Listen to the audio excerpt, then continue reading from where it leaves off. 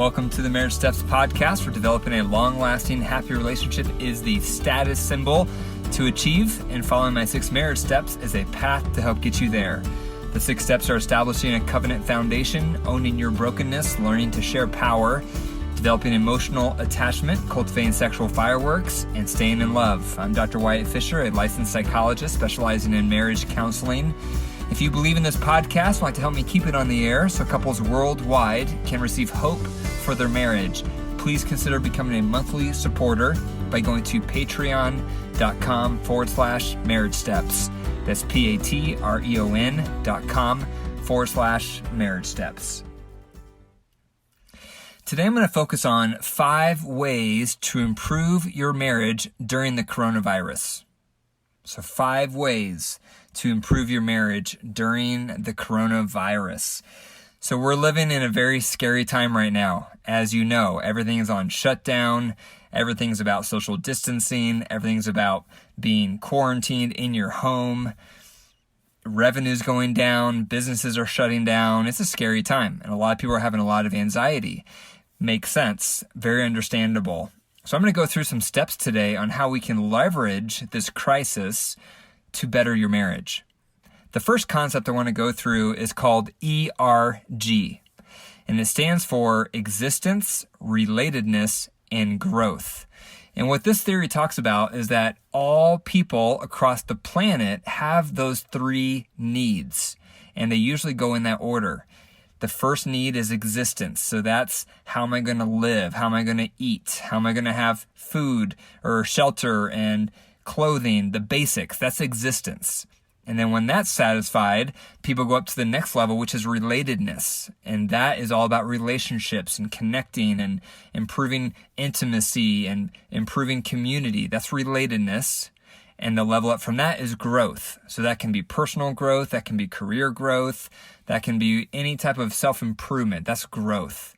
So the majority of people across the planet, according to this theory, ERG, have those top 3 needs: existence, relatedness, and growth.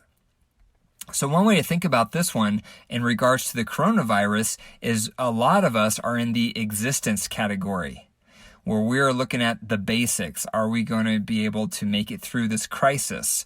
And this is where I would encourage you to turn towards your partner to buckle down on the top 4 essentials for existence, which includes food, utilities, shelter, and transportation. To really hunker down and process with your partner, how can we make sure those top 4 are met for us as a couple or as a family? So food, utilities, shelter, and transportation. So this may mean you need to peel back and scale back your spending in other areas that you're used to spending, or that you're used to putting money here, putting money there. You may want to consider scaling your spending back to make sure those top 4 areas for existence are going to be met. So food, utilities, shelter, and transportation. And you also want to consider as a couple talking about, where can we cut back and how much can we start saving to store up our savings so we have more of a sense of security going through this crisis. And that can really require a lot of discussion, a lot of brainstorming together, a lot of unity, because you want to be on the same page around the existence level so you feel like you're facing this crisis together as a team. The second thing to consider is, as a couple, you want to try to keep perspective. So as one of you may begin really anxious one day, the other one may not be. On other days, the other partner may begin really anxious and the other partner may not be. So to consider, how can we help one another keep perspective? And one way to keep perspective is to zoom out of this crisis and to look at the history of our planet over the last 100 years. If you look at the history of our planet, our history as a people, as a human race, we've gone through all sorts of crises. We've gone through major wars. We've gone through natural disasters. We've gone through other major health crises. And we've made it through. We've made it through as a planet and as a human race. We continually go through crises. We continually make it through. And the same thing is going to happen with the coronavirus. This is a major virus. This is a major scare, a major crisis, but we're going to make it through. because that's what we've always done. We've always made it through as a human race, as a planet. We've always made it through. And think about these other crises that we've had in the past, such as tuberculosis, smallpox. Those things used to have no vaccine and impacted lots and lots of people. But now they're vaccinated and they're not a concern anymore. Likewise with the coronavirus. Eventually, there will be a vaccine and it won't be an issue anymore. So just to keep perspective and to zoom out from the crisis we're in right now to more of a historical perspective over the past 100 years as a planet, as a human race, to look at all of the crises we have been through and made it out of. The third thing to consider to improve your marriage during the coronavirus is use the increased time you have together for more emotional intimacy. For most of us, we're staying in our houses round the clock. Maybe we go out to the grocery store here and there, or maybe we have to go into the office once a week. But for a lot of us, we're homebound. So take advantage of that. Take advantage of that extra time with your partner. That's a great opportunity to spend more time talking, doing your head-heart check in the morning and at night, having more fun together, playing some board games or darts or ping pong or whatever you can play at your house. But use this increased time for more emotional intimacy, more sharing. What's going on for you? When we go to the head-heart check, as a reminder, the head is your agenda. What's going on for you during the day? The heart is mad, sad, glad, or fear, and why. You want to be sharing your emotions, your heart, with your partner daily. That's how you stay close. And as a reminder, you don't want to share anything negative you're feeling with your partner during the head-heart check, because then they'll associate it with criticism. Use the floor method for any type of negative things you need to talk about with your partner. But instead, the head-heart check is a way for you to share how you're feeling on life outside of your marriage, with your job, with the economy, with the coronavirus, with your kids. That's the time to share your heart. If you're not sharing your heart, you're going to be strangers, because the base of the marriage needs to be friendship. The fourth thing to consider on how the coronavirus can benefit your marriage is leverage this increased time together to increase your physical intimacy. And start with the affection side of things.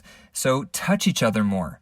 Perhaps you can watch more movies together and you can stroke each other's hair or give each other back rubs or cuddle or hold hands or hug more often or stroke each other's arms. Explore each other's bodies. Explore how each other likes to be touched with affection. Everyone's different. As I mentioned before, I've had to learn how to give my wife affection because she was raised getting these really light tickles from her mom. And I was raised with my mom who would give me really firm, like tough squeezes. And so for years, I would be giving that to my wife. I would squeeze her and rub her, coarsely on her arms. And she would say, "You never give me affection." And I said, "What do you mean? I'm rubbing you and I'm squeezing you and I'm holding you tight." And she's like, "I hate that. I want light tickles and I hate tickles." So I've had to learn how to give my wife the touch that she wants. So use this time together with your wife or your husband or your partner to figure out how they like to be touched with affection. Explore that together. Also use this time to explore more sexual touch. If you remember the wedding cake model of physical intimacy, the base is the friendship. The next tier up is the sensual time. That's where you're taking a bath together or you're giving it sensual massages together. And then from there, if you're both feeling arousal, you move up to the sexual tier. And as a reminder, in the sexual tier, look at it more of a buffet. It can be we just make out, or it's above the waist, or it's below the waist, manual or oral, or it's all of it. But use this extra time during the coronavirus to increase your physical intimacy from affection all the way up to sensual and sexual activity. The fifth thing to consider to improve your marriage during the coronavirus is use this increased time to better your teamwork. You and your partner should be helpmates to one another. Are you? Do you feel like your partner is a helpmate to you? And are you one to them? Because that's the ideal. So use this extra time to discuss topics that need to be discussed in your relationship. Maybe it's topics about kids. You haven't addressed behavioral issues with your kids. You're not on the same page with your kids. One of you is more strict. One of you is more lenient. That takes a lot of time to talk through those issues with your children to get on the same page. My wife and I have this issue because I tend to be the stricter parent. She tends to be more lenient. And so we have to spend a lot of time talking through the topics because she leans loose and I lean tight. That's just how it is. That's how we're wired. And so we have to continually talk about topics with our kids so that we can negotiate and get on the same page so we're a unified front. That takes a lot of effort. And so if you're not having your marriage huddle, that once a week time to get on the same page, I urge you to do it now. And perhaps you need to have an extra marriage huddle daily during the coronavirus to make the most of this opportunity. So make a list. What are all the areas that you need to increase teamwork with in your marriage? Maybe it's kids. Maybe it's money. Maybe it is sex. Maybe it's your in-laws. Maybe it's career topics. Whatever it is where you feel like, man, we just don't communicate on that topic. We just don't see eye to eye, or we never bring it up, or when we do bring it up, it doesn't go well, so now we avoid it. Bring all those topics up one at a time from most mild to most intense, and then practice good behavior during those discussions. During your marriage huddle, you want to be bouncing the ball. And as a review, that's sharing power, where you state your opinion and your core need, and then you bounce that ball saying, what do you think? And you keep doing that back and forth, and you adjust your position until you find win-wins. Because that's the essence of a good marriage, is you feel like a team. Are you a team with your partner? Because that is the goal. You want to feel like we're teammates, we're helpmates, we have each other's back. And that does not happen automatically, because what happens automatically is I slide towards what's best for me and you slide toward what's best for you. Now we're antagonistic and we're enemies. So instead, use this as an opportunity to increase your teamwork, to talk through these topics you normally don't talk about, to develop a unified front. So those are 5 ways to improve your marriage during the coronavirus. The first one is consider the existence, relatedness, and growth theory and focus on the existence level of shoring up your food, utilities, shelter, and transportation so you feel more secure going through this together as a team. The second is help each other keep perspective by zooming out from the crisis to the past 100 years over across the whole planet with all the wars, natural disasters, and other illnesses we've been through and made it through. 3, use the increased time together for more emotional intimacy, more sharing, more talking, more discussing. 4th, use the increased time for more physical intimacy, moving from affection up to sensual time, up to sexual time. And 5th, use the increased time for better teamwork. Use this extra time to talk about all those topics where you're not on the same page. Talk it through by sharing power and bouncing the ball. Thank you for listening to the Marriage Steps podcast. If you enjoyed the episode today, please click the 5 stars and leave a review. For more marriage resources, go to my website, drwyattfisher.com. That's drwyattfisher.com. And follow me at facebook.com/Dr. Wyatt Fisher or on Instagram at Dr. Wyatt Fisher. Also, this podcast has made a positive impact on you. I'd love to hear from you at info@drwyattfisher.com. And remember, your marriage is alive. If you care for it, it will thrive. But if you don't, it will die. The choice is up to you. Take care.